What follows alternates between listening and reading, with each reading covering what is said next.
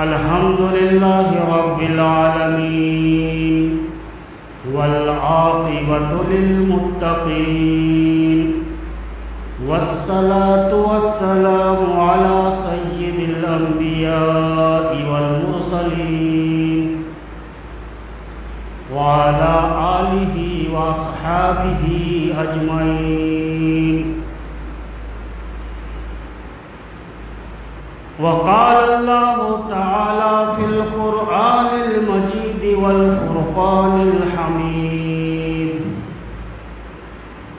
فأعوذ بالله من الشيطان الرجيم. بسم الله الرحمن الرحيم. وَلَقَدْ خَلَقْنَا الْإِنسَانَ وَنَعْلَمُ مَا تُوَسْوِسُ بِهِ نَفْسُهُ وَنَحْنُ أَقْرَبُ إِلَيْهِ مِنْ حَبْلِ الْوَرِيدِ إِذْ يَتَلَقَّى الْمُتَلَقِّيَانِ عَنِ الْيَمِينِ وَعَنِ الشِّمَالِ قَعِيدٌ مَا يَلْفِظُ مِنْ قَوْلٍ إِلَّا لَدَيْهِ رَقِيبٌ عَتِيدٌ. صدق اللہ العظیم. ونحن على ذلك لمن الشاهدين والشاكرين والحمد لله رب العالمين.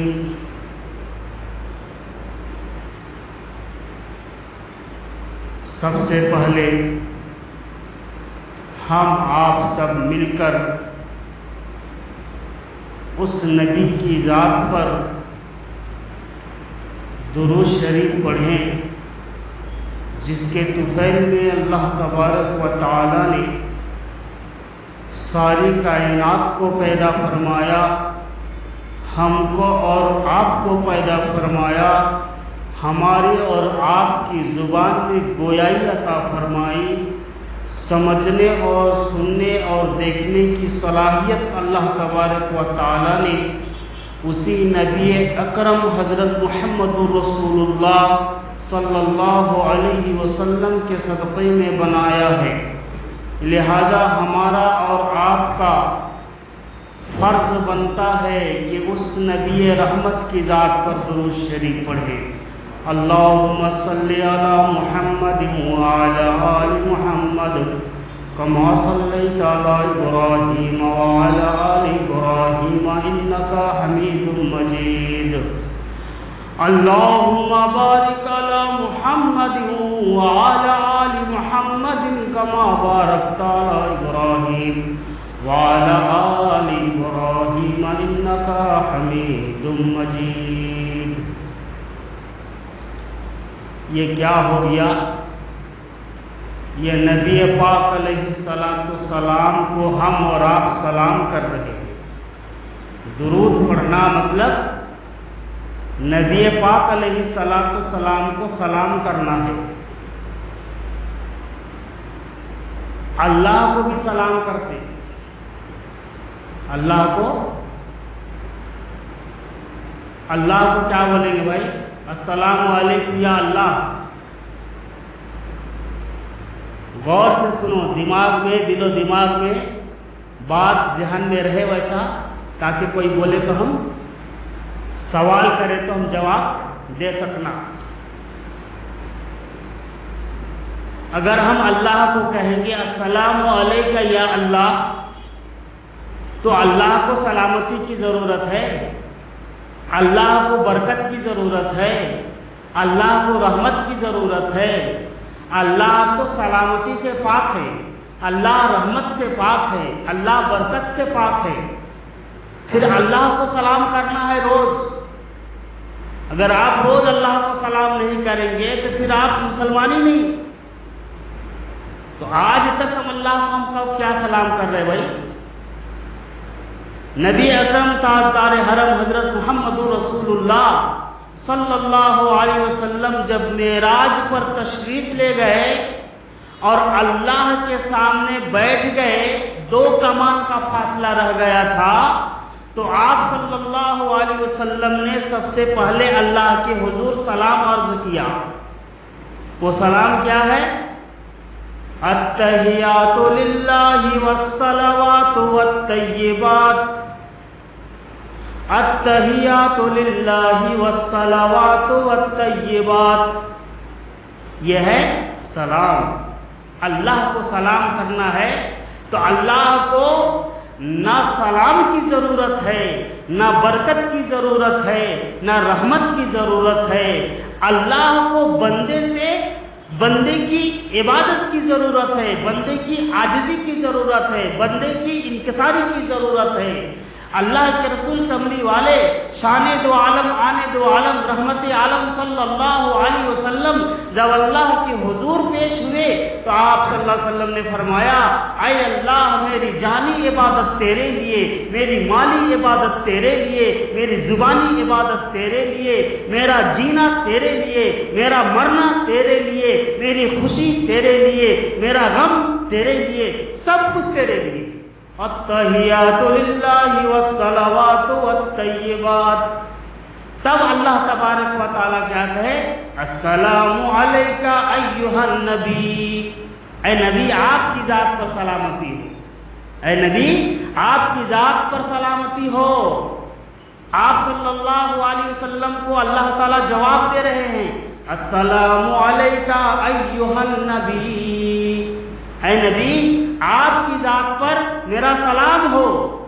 اللہ کے رسول صلی اللہ علیہ وسلم جب دیکھے کہ اللہ کی رحمت جوش میں ہے، اللہ خوش ہے اس وقت، لہذا آپ صلی اللہ علیہ وسلم نہ علی کو یاد کرتے ہیں، نہ حسن حسین کو یاد کرتے ہیں، نہ فاطمہ زہرا کو یاد کرتے ہیں، نہ ابو بکر و عمر و عثمان و علی کو یاد کرتے ہیں، بلکہ آپ صلی اللہ علیہ وسلم ہم جیسے گنہگار امتوں کو وہاں پر یاد کرتے ہیں، خطا کاروں کو یاد کرتے ہیں، زانیوں کو یاد کرتے ہیں، سود خوروں کو یاد کرتے ہیں، حرام خوروں کو یاد کرتے ہیں، شرابیوں کو یاد کرتے ہیں، اور کہتے ہیں اللہ اے اللہ تیرا سلام صرف میرے اوپر نہیں، وعلی عباد اللہ الصالحین، بلکہ میرے بعد جو امتی ہے آنے والے ہیں ان امتیوں پر بھی، یعنی تمام کے تمام امتیوں پر آپ کا سلام ہو، آپ کا سلام ہو، آپ کی برکت ہو، آپ کی رحمت ہو۔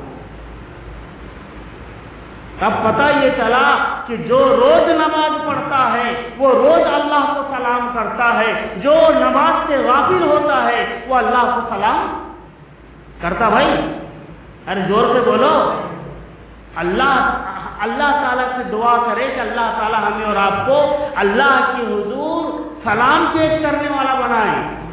زور سے بولو۔ میں سلام کرتا ہوں کبھی کبھی زور سے، السلام علیکم، لوگ جواب وعلیکم السلام، تو دھیرے سے جواب دیتے، لگتا ہے کہ 4 دن کا بھوکھا انسان بیٹھا ہوا ہے، 4 دن کا بھوکھا انسان یہاں بیٹھا ہوا ہے، اس کے منہ سے آواز نہیں نکل رہی۔ ارے اللہ کے رسول صلی اللہ علیہ وسلم نے فرمایا جو اگر زوردار سلام کرے تو آپ بھی زوردار جواب دو، اگر السلام علیکم وہ کہتا ہے تو تم وعلیکم السلام کہو، اگر کہنے والا کہتا ہے السلام علیکم ورحمۃ اللہ تو تم بھی کہو السلام وعلیکم السلام ورحمۃ اللہ وبرکاتہ۔ بہتر سے بہتر جواب دینے کی کوشش کرنی چاہیے ہمیں اور آپ کو۔ اللہ تعالی ہمیں اور آپ کو گالی گلوچ میں تو اگر ایک آدمی ایک گالی دے رہا ہے ماشاءاللہ بہت ایکسپرٹ ہے گالی دینے میں، تم ایک گالی دے کے بتاؤ، تم گالی دو گے ہم پتھر کا جواب دیں گے، تم پتھر مارو گے ہم تلوار ماریں گے، اور تم تلوار مارو گے تو ہم گولی مار دیں گے۔ یہ ہے انسان کی فطرت نہیں، بلکہ ہمیں اور آپ کو حسن اخلاق میں ایسا پیش آنا چاہیے، ایسا پیش آنا چاہیے کہ اگلا آدمی اگر اکڑو کھا ہے تو ہماری عاجزی کو دیکھ کر، ہماری تواضع کو دیکھ کر، ہماری انکساری کو دیکھ کر اس کا غصہ بھی نرم پڑ جائے، اس کا اکڑ پن بھی کم ہو جائے۔ یہ ہمارے اندر عاجزی ہونی چاہیے۔ تو اللہ تعالی ہمیں اور آپ کو عاجزی والا زندگی گزارنے کی توفیق نصیب فرمائے، اس لیے کہ جو عاجزی اختیار کرتا ہے میرے دوست وہ دنیا میں بھی سر بلند رہتا ہے، آخرت میں بھی سر بلند رہتا ہے، دونوں جگہ پر اس کا سر اونچا رہتا ہے۔ اللہ تعالیٰ عاجزی والی زندگی، تواضع والی زندگی، انکساری والی زندگی عطا فرمائے۔ بہر کیف محترم دوستو، تو میں قرآن مقدس کی ایک چھوٹی سی آیت تلاوت کی ہے، اور اس کے اوپر یہ جمعہ سے پہلے اور 2 جمعہ پہلے میں اس کے اوپر بیان کر چکا تھا، لیکن چونکہ بیان کچھ ادھورا رہ گیا تھا تو اس کو آج مکمل کیا جائے گا۔ یوں تو یہ رمضان کا آنے والا مہینہ کا استقبال ہے، یہ شعبان کا مہینہ۔ کملی والے نے فرمایا کہ رجب اللہ کا مہینہ ہے، اور شعبان میرا مہینہ ہے، اور رمضان کس کا ہے بھائی؟ امت کا مہینہ ہے۔ رمضان امت کا مہینہ ہے، رجب اللہ کا مہینہ ہے، شعبان میرے نبی کا مہینہ ہے، رمضان ہم سب کا مہینہ ہے۔ شعبان میں کھیت جوتنا، رجب میں کھیت جوتنا ہے اور بیج ڈال دینا ہے۔ رجب کے مہینہ میں کھیت جوتنا ہے، کھیت کو ہموار کرنا ہے، گھاس پھوس تمام چیزوں کو، کچرا کو نکال دینا ہے اور اس میں بیج ڈال دینا ہے رجب کے مہینہ میں۔ شعبان کے مہینہ میں اپنے آنکھوں سے اتنا آنسو برساؤ، اتنا آنسو برساؤ، اتنا آنسو برساؤ کہ کھیت لہلہا جائے، کھیت تیار ہو جائے، کھیت تیار کے قریب ہو جائے۔ اور جب رمضان کا مہینہ آئے تو کیا کرو؟ فصل کاٹ کر کے گھر میں لا لو، فصل کاٹو گھر میں لا لو۔ تو رمضان کا مہینہ نیکی لوٹنے کا مہینہ ہے، رجب کا مہینہ بیج ڈالنے، کھیت جوتنے کا مہینہ ہے، شعبان کا مہینہ آپ کے آنسو سے کھیت کو سینچائی کرنے کا مہینہ ہے۔ اللہ تعالی ہمیں اور آپ کو خیر، یہ 2 مہینہ تو، ایک مہینہ رجب کا مہینہ گزر گیا اور شعبان کا مہینہ اور 10 دن باقی رہ گیا ہے، کم سے کم ان 10 دنوں میں اللہ تعالی ہمیں اور آپ کو توبہ کرنے کی توفیق نصیب فرمائے اور توبہ کی آنسو بہانے کی توفیق نصیب فرمائے۔ تو بہرکیف محترم دوستو، یہ شعبان المعظم کا مہینہ بڑا بابرکت مہینہ ہے اور بڑا نیکی کا مہینہ ہے۔ آپ صلی اللہ علیہ وسلم اس میں لگاتار روزہ رکھا کرتے تھے۔ حضرت اما عائشہ صدیقہ رضی اللہ تعالی عنہا فرماتی ہے کہ میں نے میرے شوہر کو، آقا نامدار حضرت محمد رسول اللہ صلی اللہ علیہ وسلم کو شعبان اور رمضان کے علاوہ کثرت سے روزہ رکھتے ہوئے دوسرے مہینہ میں نے نہیں دیکھا۔ تو پتہ یہ چلا کہ شعبان کے مہینہ میں آپ صلی اللہ علیہ وسلم بہت کثرت سے روزہ رکھا کرتے تھے۔ حدیث پاک کے اندر آیا ہے کہ آپ صلی اللہ علیہ وسلم کبھی کبھی شعبان کے روزے کو رمضان کے روزے کے ساتھ ملا دیتے تھے، لیکن امت کو منع فرمایا ہے۔ کیوں؟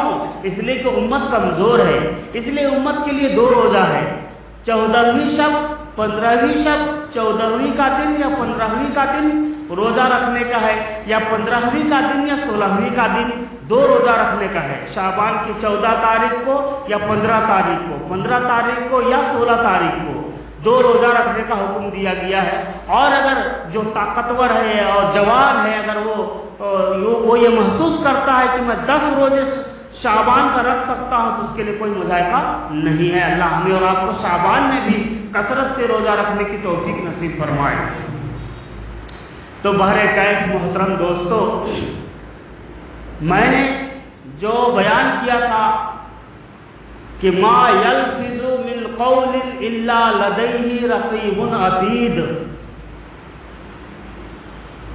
اپنی زبان سے جو بات نکالو تول کر نکالو، سوچ سمجھ کر نکالو، کہیں ایسا نہ ہو کہ ہم جو بات بول رہے ہیں اس بات سے کسی کو تکلیف پہنچ جائے، کسی کا دل ٹوٹ جائے۔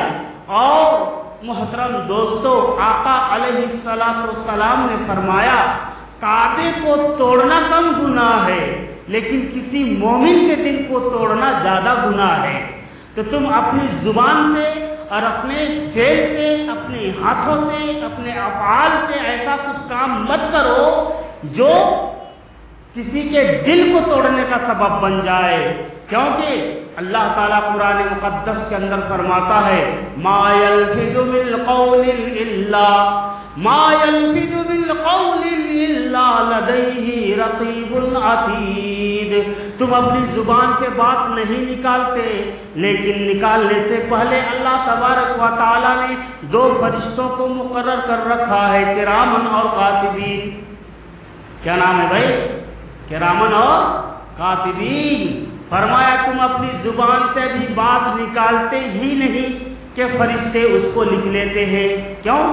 اس لیے کہ اللہ تبارک و تعالیٰ نے ان کو وہ صلاحیت دیا ہے کہ انسان اچھا سوچتا ہے اس کو بھی سمجھتے ہیں، اور برا سوچتا ہے اس کو بھی سمجھتے ہیں۔ یہ برا کرنے جا رہا ہے اس سے پہلے لکھ لیتے ہیں، اچھا کرنے جا رہا ہے اس سے پہلے لکھ لیتے ہیں۔ تو بہرکیف محترم دوستو، زبان کی کڑواہٹ سے کبھی کبھی انسان لوگوں کی نظروں میں گر جاتا ہے، اور اتنا گر جاتا ہے کہ لوگ اس کو دیکھ کر کے بھاگنا شروع کر دیتے ہیں۔ نہ اسے کچھ 2 روپے کی مدد ملتی ہے، نہ اسے کرایہ پر گھر ملتا ہے، اور نہ کچھ اور اس کے لیے اسباب مہیا ہوتے ہیں۔ کیوں؟ اس لیے صرف اور صرف اس کی زبان کی کڑواہٹ کی وجہ سے۔ اس لیے فرمایا کہ وَإِذَا خَاطَبَهُمُ الْجَاهِلُونَ قَالُوا سَلَامًا، اگر کوئی جاہل تم سے مخاطب ہو جائے، بات پر بات کرنے لگے، بات کو بڑھانے لگے، الٹی سیدھی بات کرنے لگے، تو فرمایا ویسے جاہلوں سے تم الجھو مت، بلکہ کیا کہو؟ قالوا سلاما، یعنی سلامتی بھیجتے ہوئے وہاں سے آگے چلے جاؤ۔ یہ تمہاری عقل مندی ہے، یہ ہماری عقل مندی ہے۔ تو بہرکیف محترم دوستو، اور زبان کے گندے ہونے سے گالی گلوچ اگر ہماری زبان سے نکلتے جا رہی ہے، اور ہر وقت اس کی زبان پر جھوٹ ہے، ہر وقت گالی گلوچ ہے، محترم دوستو خدا کی قسم اس کے گھر میں برکت اٹھ جائے گا۔ اس کے بعد اگر تم چاہو گے قرآن کو تعویذ بنا کر کے لٹکا کر کے پھرو گے نا، تو تمہارے گھروں کے اندر برکت ہونے والی نہیں ہے۔ فرمایا اپنے زبان کو صحیح رکھ لو، اپنی زبان سے میٹھی بول بولو، اللہ تبارک و تعالیٰ اس میٹھی بول کی برکت سے تمہارے گھروں کے اندر برکت نازل فرمائے گا۔ ایک واقعہ میں سناتا ہوں، اس کے بعد بات ختم ہو جائے گی، وقت قریب ہو گیا۔ حضرت شیخ فرید الدین گنج شکر رحمت اللہ علیہ کی کتنے بڑے پائے کے ولی تھے، یہ کتنے بڑے پائے کے ولی۔ اس کی ماں نے وہ تربیت دی، ابھی 3 سال 4 سال کے بچے تھے، ماں نے تربیت دی، مصلی بچھا دیتی تھی، مصلی کے نیچے شکر کی پوڑی رکھ دیتی تھی، اور کہتی تھی بیٹا جب تم نماز پڑھو گے نا تو اللہ تجھے شکر کھلائے گا، نماز پڑھو، مصلی اٹھا کے دیکھو، شکر کی پوڑی ملے گی۔ محترم دوستو، حضرت شیخ فرید الدین گنج شکر رحمت اللہ علیہ بچپن میں گزر رہے ہیں، اور ایک روز اس کی اماں یہ کام کرنا بھول گئی، کہیں کام سے چلی گئی، اچانک یاد آیا، سوچنے لگی کہ پروردگار آج تو میں شکر رکھنا بھول کر کے آ گئی ہوں، میرا بچہ نماز پڑھے گا، نماز پڑھنے کے بعد جب مصلی اٹھا کے دیکھے گا شکر نہیں ملے گا، پروردگار میرے بچے کا بھروسہ تیری ذات سے اٹھ جائے گا، اے اللہ عزت کو رکھنا ذلت کو رکھنا تیرا کام ہے، میں تو اتنا کام کر دیا، آگے تیری مرضی ہے۔ محترم دوستو، وہ بچے تھے، نماز پڑھتے ہیں، اس کے بعد جب مصلی اٹھا کر کے دیکھتے ہیں تو کیا دکھا؟ گنج شکر دکھا، شکر کا خزانہ دکھا ہے، شکر کا خزانہ ہے۔ اللہ اکبر، یہ ہوتی ہے ماں کی تربیت۔ تو اسی شیخ کے دور میں ایک آدمی کلاس ہو گیا، ایک آدمی مجبور ہو گیا، بے کس ہو گیا، لاچار ہو گیا، تو وہ شخص آتا ہے، پھٹا پرانا لباس پہن کر کے آتا ہے، بڑے ادب کے ساتھ، بڑے احترام کے ساتھ، عاجزی اور انکساری کا اظہار ہے ان کے چہرے پر، آتا ہے، کہتا ہے حضرت میں بہت مجبور انسان ہوں، میں بہت لاچار انسان ہوں۔ اب نوبت یہاں تک آ پہنچی ہے کہ میں بھیک مانگنے لگ جاؤں۔ حضرت میں بھیک مانگنا نہیں چاہتا، آپ کا نام سنا ہے، آپ لوگوں کو مشورہ دیتے ہیں، آپ دعا کرتے ہیں تو لوگوں کے کام بن جاتے ہیں۔ حضرت میں بھی اسی امید سے آیا ہوں، حضرت آپ کوئی مجھے مشورہ دیجئے، کوئی تجارت کا راستہ بتا دیجئے تاکہ میں بھی تجارت کروں اور بھیک مانگنے سے بچ جاؤں۔ حضرت شیخ فرید الدین گنج شکر رحمت اللہ علیہ جب ان کی عاجزی کو دیکھا، انکساری کو دیکھا، تو آپ نے مشورہ دیا کہ ٹھیک ہے، میں تجھے یہ مشورہ دیتا ہوں کہ تو کالے کپڑا خرید لے اور کالے کپڑا کا بزنس کر۔ تمہارے پاس جو بھی پیسے ہیں، کسی سے قرضہ لے، کسی سے ادھار لے، لیکن تم کالے کپڑے کا بزنس کر۔ محترم دوستو، ہم دعا کرتے ہیں کہ اللہ تیری تجارت کے اندر برکت عطا فرمائے۔ الغرض محترم دوستو، وہ شخص کالے کپڑے کا تھان خرید لایا، ذخیرہ جمع کر لیا۔ اتفاق سے جس شہر میں وہ شخص رہتا تھا، اسی شہر میں ایک بڑا رئیس آدمی تھا، بڑا مالدار آدمی تھا، لیکن تھا بڑا اچھا انسان۔ لوگوں کے دکھ اور درد میں لوگوں کا مدد آتا تھا، لوگوں کو کھانے کھلاتا تھا، لوگ اس کے لیے دعائیں کرتے تھے۔ اچانک اس کا انتقال ہو گیا۔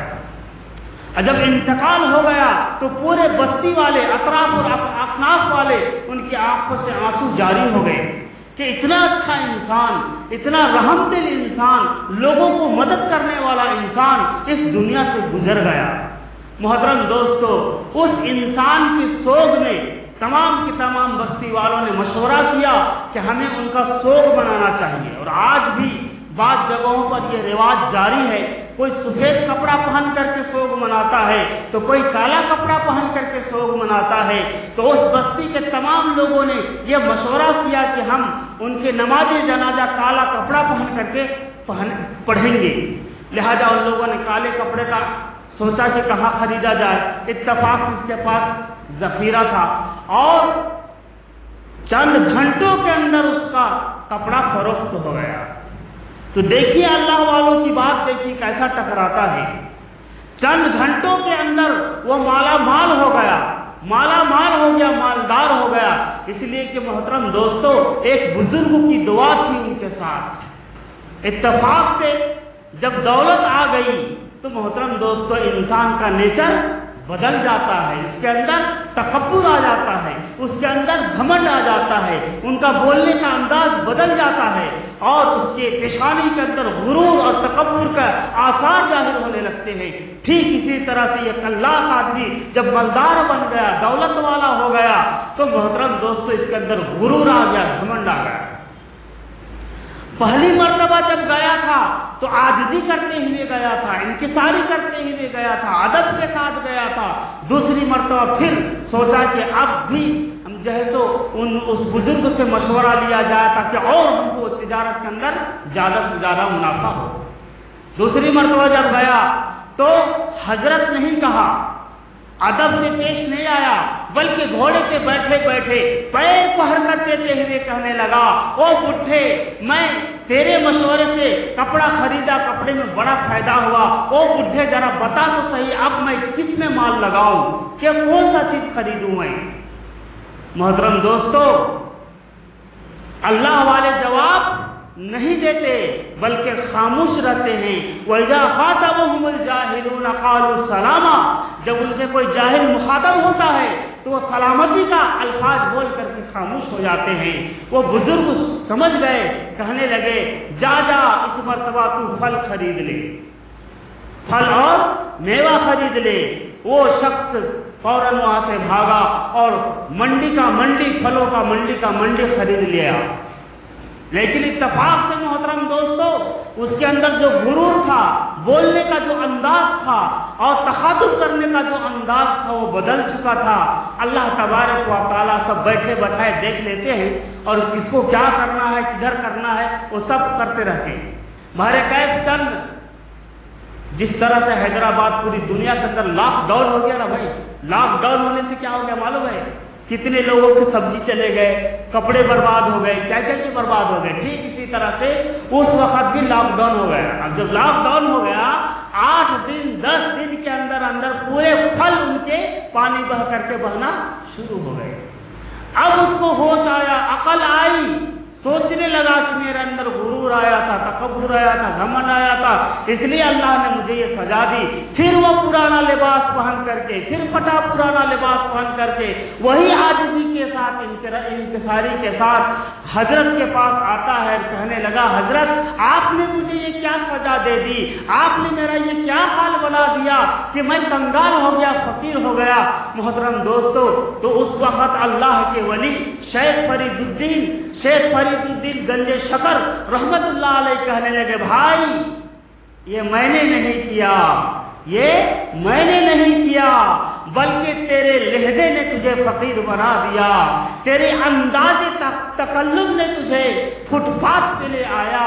اللہ کے رسول صلی اللہ علیہ وسلم نے فرمایا جب تم لوگوں سے بات کرو تو نرم بات کرو، جب لوگوں سے تم بات کرو حسن اخلاق سے پیش آؤ۔ اللہ کے رسول صلی اللہ علیہ وسلم نے فرمایا جب تم لوگوں سے ملاقات کرو مسکراتے ہوئے ملاقات کرو، فرمایا تو میں نے تجھے فقیر نہیں بنایا بلکہ تیرے انداز تکلم نے، تیرے انداز تخاطب نے اور تیرے انداز نے، تیری زبان کی کڑواہٹ نے تجھے فقیر بنا ڈالا، تجھے فٹ پاتھ پہ لے آیا اور تیرے لیے ذلت کا سامان بن گیا۔ محترم دوستو، یہ دولت تو آنی جانی اور فانی چیز ہے، دولت کے آنے پر کبھی گھمنڈ مت کرنا، دولت کے آنے پر کبھی فخر مت کرنا، دولت کے آنے پر کبھی اپنے اخلاق کو مت بگاڑنا، کیونکہ دولت آنی جانی فانی چیز ہے۔ آج اس کے پاس، کل اس کے پاس، کل تیرے پاس، کل پرسوں میرے پاس۔ اس لیے محترم دوستو دولت سے کوئی فخر نہیں کرنا چاہیے، بلکہ محترم دوستو دولت آئے تو بھی عاجزی ہے اور دولت گئے تو بھی عاجزی ہے، کیونکہ ایوب علیہ السلام اللہ کے کتنے محبوب نبی تھے، کتنے پیارے نبی تھے، جس کو صابر کا خطاب ملا، اولاد چھن گئی، کنبہ لٹ گیا، سب برباد ہو گیا، شیطان نے آ کے خبر دی کہ آپ اللہ تعالیٰ آپ کے اولاد، کنبہ، خاندان سب لٹ گیا، تو کہنے لگے الحمدللہ۔ کیا کہنے لگے؟ الحمدللہ، اللہ کا تعریف ہے، پروردگار کا میں تعریف کرتا ہوں، شکر ہے الحمدللہ۔ جب دولت ملی، فراوانی ملی، سب کچھ ملا، اس کے بعد بھی شیطان آ کے کہا کہ حضرت آپ کا سب کچھ مل گیا، بیوی بھی واپس آ گئی، اولاد بھی آ گئے، دولت بھی آ گئی، شہرت بھی مل گئی، بادشاہت بھی مل گیا، تو کہا الحمدللہ۔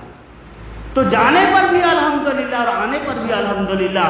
ہم کلمہ پڑھنے والے، لا الہ الا اللہ محمد رسول اللہ کے گن گانے والے ہیں، محمد عربی صلی اللہ علیہ وسلم کے بتائے ہوئے نقش قدم پر چلنے والے ہیں، لہذا ہماری زبان سے کوئی ایسی بات نہ نکلنی چاہیے، کوئی ایسی کڑوی بات نہ نکلنی چاہیے جس سے لوگوں کو تکلیف پہنچے، لوگوں کا دل دکھی ہو جائے اور اس کا دل ٹوٹ جائے، کیونکہ آقا نے فرمایا کعبہ کو توڑنا کم گناہ ہے لیکن کسی کے دل کو توڑنا بڑا گناہ ہے، کیونکہ مومن کا دل اللہ کا عرش ہوتا ہے۔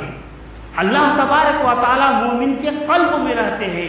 اللہ تعالیٰ ہمارے دلوں کو پاک بنائے، ہماری زبان کو پاک بنائے، ہماری بول کو میٹھا بنائے، ہمارے قول کو میٹھا بنائے، ہمارے ہر عمل کو اللہ تبارک و تعالیٰ ایسا بنائے کہ جس سے اللہ خوش ہو جائے۔ اللہ تبارک و تعالیٰ ہمیں اور آپ کو کہنے سے زیادہ، سننے زیادہ عمل کی توفیق نصیب فرمائے۔ وآخر دعوانا الحمدللہ رب العالمین۔